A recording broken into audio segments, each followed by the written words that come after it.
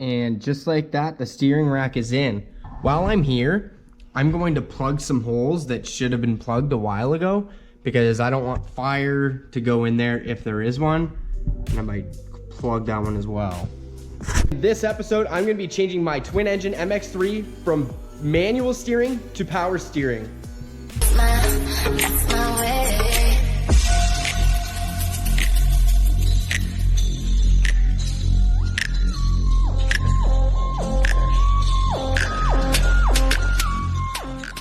Here is a power steering system out of an MX-3 that I stole off of my green MX-3. If you didn't see that episode, go check it out. I'm gonna put the code up here. You can click on that and go check it out. I crushed it and everything. I ripped that car apart for this.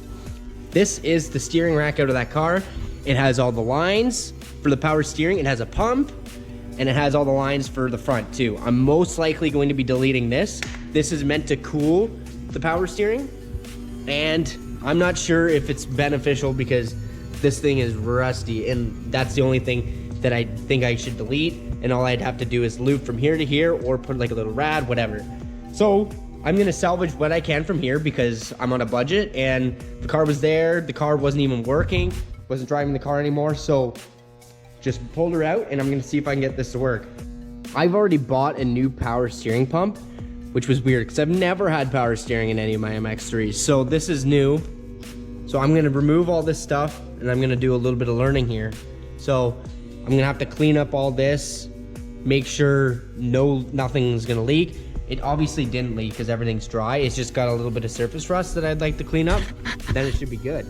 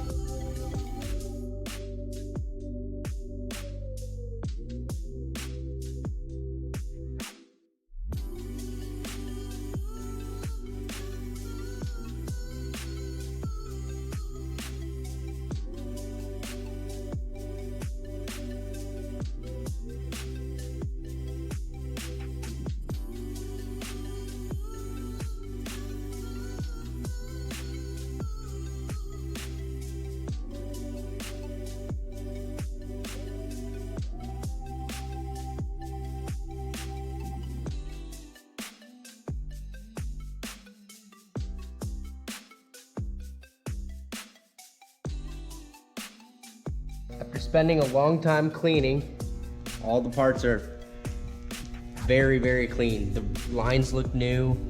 I just gotta let it dry a bit and then I'm gonna paint what I think needs painted.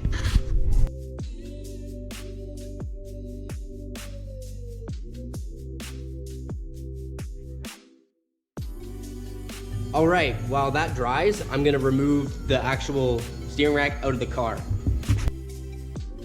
I'm gonna start by tearing off that inner tie rod right there. So I've gotta take that boot off and then loosen it off. And then I can continue on with loosening off the actual rack and then dismantling it from the actual steering wheel. And then it should slide out.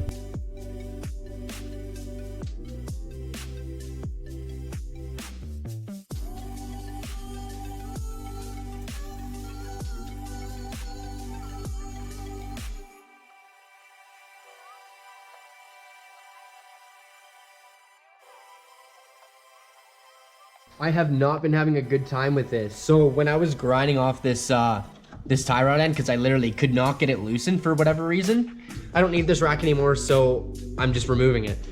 I was grinding it, and then when I was grinding it, I accidentally cut this brake line, so I right away replaced it, but I did lose all of my fluid, so I'm gonna have to bleed all that stuff all over again. So that's gonna be fun. That was really, really annoying. But now, I'm just gonna pull that out, put the other one in. Now I have to go into the car and remove a couple nuts and bolts from up here, right there. It's just a 10 mil. And then when I remove the actual rack from the other side, it'll pop right out.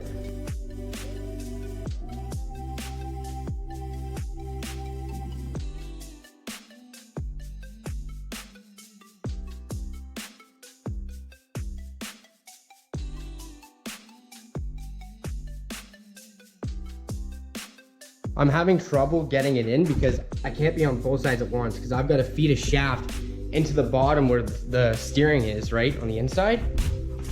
Very difficult. I've got to slide, one second. I've got to slide that shaft into the actual steering column, right?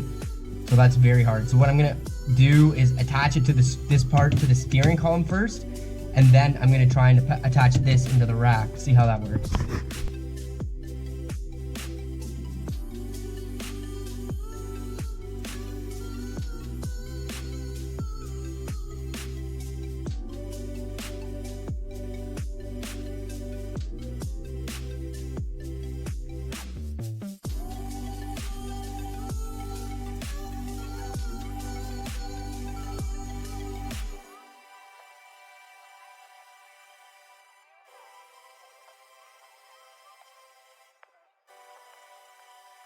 Okay, the rack is in, and I tested it from full lock to the left to full lock to the right, and it was very close. The way I got it close is I maxed out the steering rack all the way to the right, and I made the other one in the exact same orientation. So it worked out good for me. I should have counted teeth or marked something, but it worked out in my favor, so it's good to go. The lines are on. I've got to seal that up. I had to cut a hole in my piece of plastic to get the bolt back in without having two people doing for this job. So I'm gonna seal all that up, and then I'm also gonna put the other tie rod end on.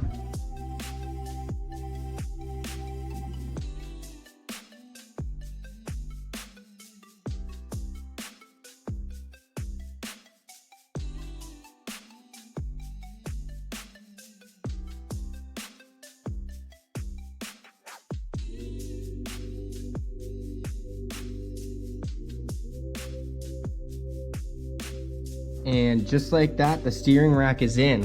While I'm here, I'm going to plug some holes that should have been plugged a while ago because I don't want fire to go in there if there is one. And I might plug that one as well.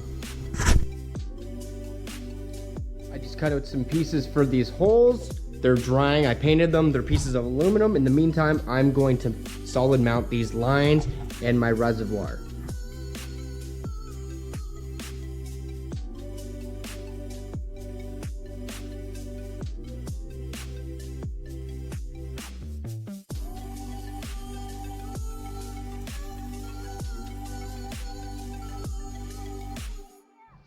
Also, I'm gonna replace all the clamps with good upgraded clamps because I don't want it to leak, I really don't.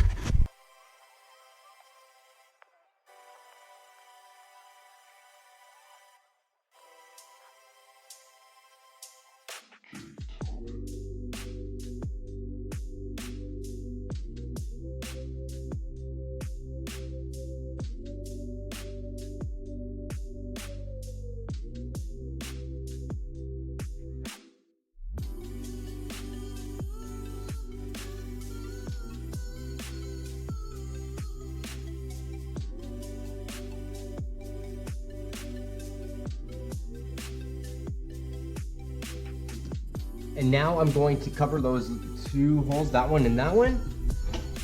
Got a 4x8 here and a 3x3 here for the small one. I'm just gonna put sealant on the outside and then self-tap it in on both of them.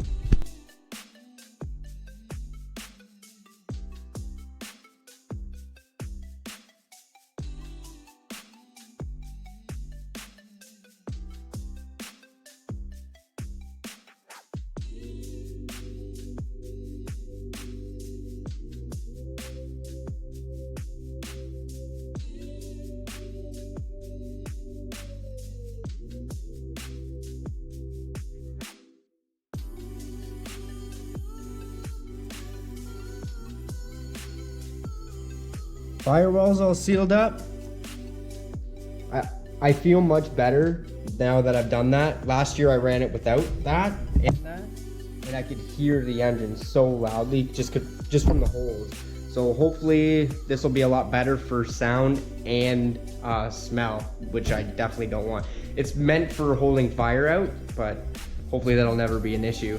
Sweet, that was a productive day. I got my power steering changed over. This was a manual rack, now it's power steering. So that's good. I got it swapped over and I'm gonna have power steering. I got my reservoir in, everything is clean, painted, looks brand new. Everything has new clamps and I'm pretty much ready to put the engine in. That's the only thing that was holding me back, is changing out the rack, making sure the rack worked and was set up properly, full lock to the right, full lock to the left, and I'm good to go. Pretty much now, I drop it in. In the next episode, I will be throwing the engine in. We'll see you in the next one. Have a good one, and like, comment, subscribe. Something great.